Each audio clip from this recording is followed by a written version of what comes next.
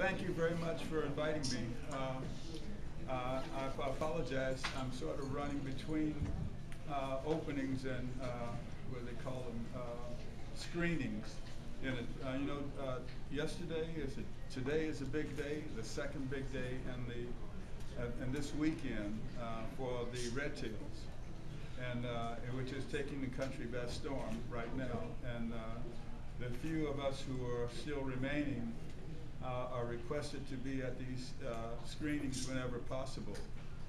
So there's one at South DeKalb that I'm scheduled for almost now, but I'll get to them. I'll be a little bit late getting there. I've heard a little bit about your organization, and I look forward to having an opportunity to spend some time with you. I think I'd like to share with you some of the opportunities that the Tuskegee Airmen are providing, like scholarships and like aviation career enrichment programs, and like the Young Eagles, and I think there are 2 or 3 others, and we're still growing the program. We're working with young people, say from 7 to 17 with the Young Eagles, and I think you knock a year off on either side of that for the ACE camps this summer. The scholarship period for high school students, high school graduates actually, the cutoff is after the 16th of February. So any of you who are approaching graduation from high school, there's a $1,500 scholarship that's available. We have a number of them for the Atlanta chapter, so please apply. We have our website is getting back up. It's being redone now. It's it's Atlanta chapter Tuskegee Airmen.org, and there's some links off of that about some other opportunities for young people, as well as some information about the scholarship program and applications for the ACE camp, and also applications for membership. I'm hoping that we'll get a program started for young people, say under 15, throughout the school year. There's a pilot project that's kicking off, I think on Monday at McDonough at Henry County Middle School, and following that program, I'll have additional information. Please forgive me. I apologize, and I look forward to coming back and spending some real time with you. As a matter of fact, I have a few moments if I could answer any questions for anyone now. Please, let's open it up. How do we get a hold of you to donate some money to your organization? Let's see. Let me give you my website, not my website, my email address is Val Archer 1, the digit 1, at yahoo.com. Thank you. Yes. You have to speak loud. Why was the tails on your planes painted red? Well, for a couple of practical reasons. There are some other reasons too that are not so practical, and they're not. You have to be 18 and over to hear that one. but for the most part, it's because when we started to fly escort for the bombers, we were flying along with the Luftwaffe was flying about 400 miles an hour, and our bombers were flying at just about 200 miles an hour, and less than that when they were on the way to the target, because they had the loads.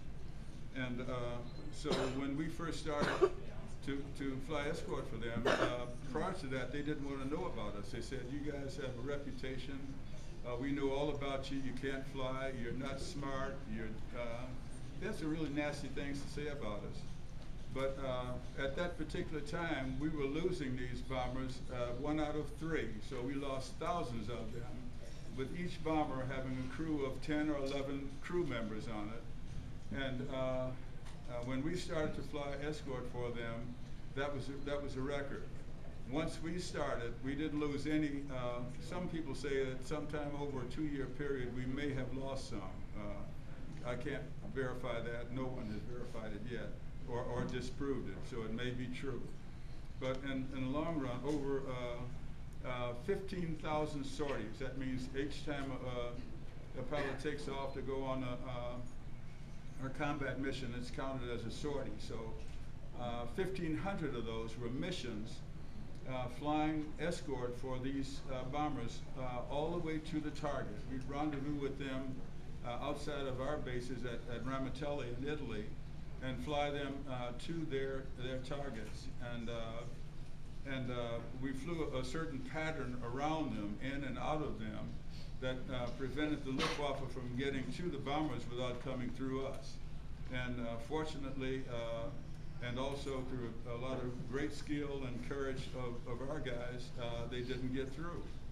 So what happened was the bomber crews began to see that these red tail guys, and they didn't know who we were black. They finally discovered that. But they also discovered that they were getting to the target, completing their missions, and getting back home again.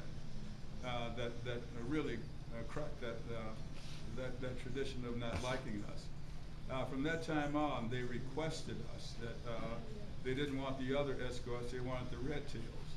And how they knew the red tails, again, they didn't know anything about us. All they knew was that those red tail guys were getting us to the target without getting shot down and getting us all the way back home again for another mission. So that's pretty much the largest part of our reputation, the performance and the achievements that we established, especially flying to Europe.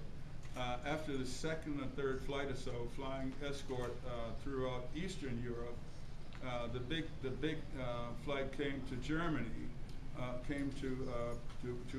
Germany, and we had to modify our airplanes to adapt fuel tanks, special fuel tanks to them, to allow us to get all the way to the target and all the way back, and including any extra gas that we would use defending the bombers on the way to the targets and back.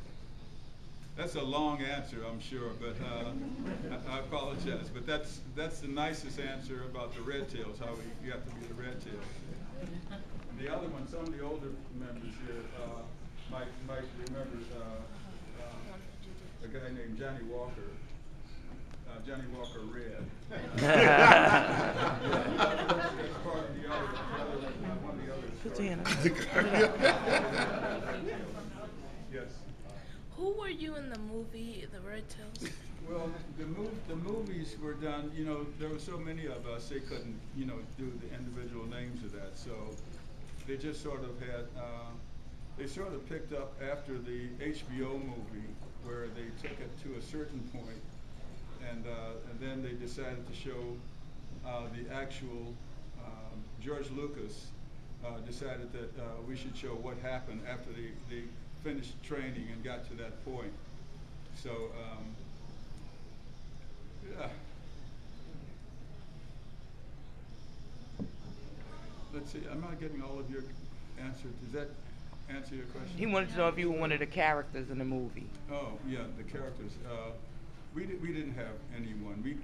The characters in the movie represented all of the pilots and also the ground crews and the operations crews, and we graduated 992 pilots at Tuskegee, and for each pilot we had an additional 10 or 11 people to support the pilots, and that included everything from the crew chiefs and the mechanics on the airplanes to specialists to nurses and parachute riggers and everybody. So they could never manage to do us by name, by individuals. Let's see, where am I? I saw somebody back over here earlier. Right here? Okay. Sorry. While you were in the air, what was, other than completing the mission, what were you thinking? Okay, I'll give you an answer. Can you repeat the question? What was I thinking about during a flight, right? Okay, well, let me say first off, I'm only 82, so I didn't fly with them during that operation. I was just a member of the crew when they returned from Europe. I was trained to fly to the Far East. That's why we had graduated from we went through P-40s through P-39s through P-47s, and then finally the P-51, and back to the States preparing for the Far Eastern flight.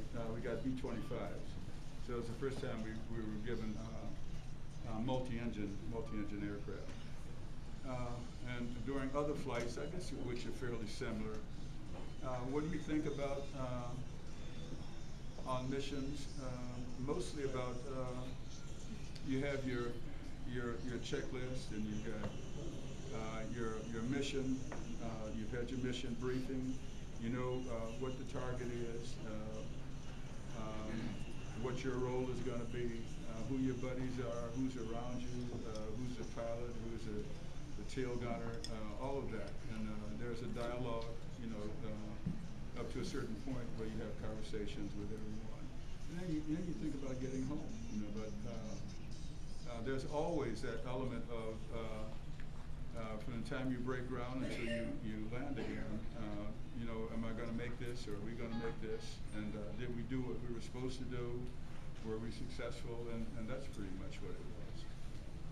For the 332nd, the Red Tails, it's always been a matter of making sure that we succeeded, because we knew that if we did not succeed, then there would be no aviation for black people in the future. After that, they could write it off. We almost did not get it this time. If it had not been for Harry Truman and Eleanor Roosevelt. How many of you know who Eleanor Roosevelt is? That's pretty good.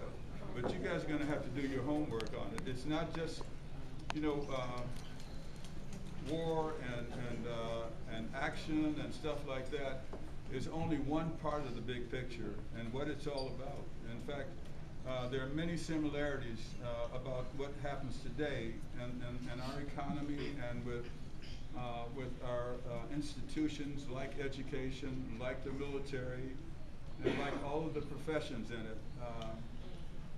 What happens today is there's so many opportunities that are available, and I call this America 2, that we did not have in America 1 when I was a young person. It was all segregation, and I think most of you, thank God, are not old enough to remember what that was about. But it did happen, and it has established some conditions about what happens today and the opportunities that you have today and the challenges that you face, and you have some shoulders now to stand on, and no one could say that your race, you guys didn't do anything when you needed to. We've established an incredible record of performance in all branches of the military, not just the Air Force, but in the Army and the Navy and the Marine Corps and other branches. What you have today is the outcome, the results of a lot of sacrifices. That's right. So not the least of which are the opportunities that you have for an education and an opportunity to vote and be responsible for what's happening with your friends and your family members, and how you can help improve that situation. So you're all Americans, I think. I don't see any foreigners in here I can recognize. So you know, be Americans and stand up for that. That's a privilege and an honor, and I hope it stays that way. You don't want to see the other side of war. If we had lost World War II, we would be trying to still learn how to speak Deutsch right now.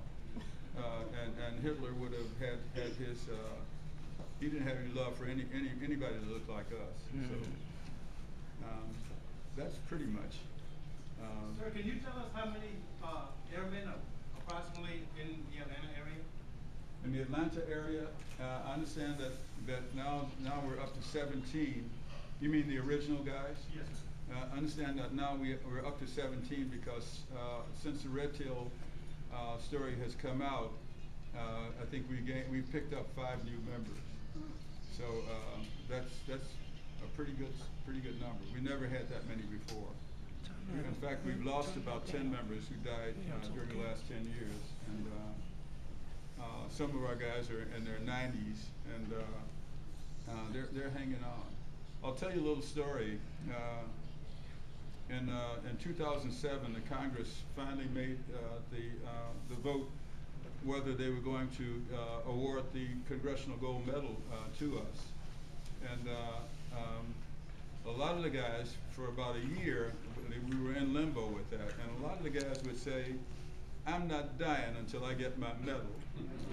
So we had a lot of guys in there who really hung on. And when some were, I know one guy was 96, and he got his medal, and he took off to the other side after he received it, and he was very happy and said so. So I don't know when we'll get another medal or any other recognition for achievement or contributions, but we're looking forward to it. I'm expecting great things from this generation because there are so many opportunities that are going to be available to you. You guys are going to be living in America 3. And that is, you have to open your minds up to imagine, be creative about what is possible, what can be possible. And technology is advancing at a rate right now that it's happening so fast you can't even see it, and it's going to continue that way. 2012 has been predicted to be a deciding level of new consciousness in the world on our planet, and which means that this year we're going to have perhaps a better understanding or awareness of what the future can hold, what's possible. So yes, I'll take one more question. Okay, yes. What was it like on the base? On the base? Yeah. It all depended on who you were and where you came from. Myself, I came from a very poor family and a very tough, lived in a very tough neighborhood, and did a lot of fighting, and didn't get a lot of education, and had different priorities and different distractions. So when I came into the military, and especially when I got to the 332nd, who later became known as the Tuskgee Airmen, I had older people, smarter people, tougher people to tell me there's a better way to do it. And they showed me, they mentored me, and talked to me, and I had enough sense to listen and pay attention to what they were saying. So it was a whole new world for me to walk a half mile to get down to the flight line in the morning, and to go out and crank up that P-47 and taxi it around to do the pre-flight on it. Well, the world was, I had the world by the tail.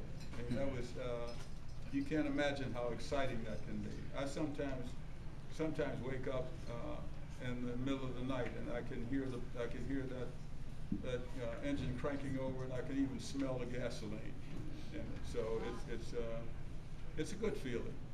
But for you guys, you'll never fly P-47s. What you'll get, you guys will be flying spaceships. So you might as well get ready for it. So it's going to happen, and I hope that you will. But in order to do that, you're going to have to be well qualified, and you're really going to have to do your homework and have a good education. I'm sorry, I do have to go. I would love to spend some more time with you. Thank you. Please.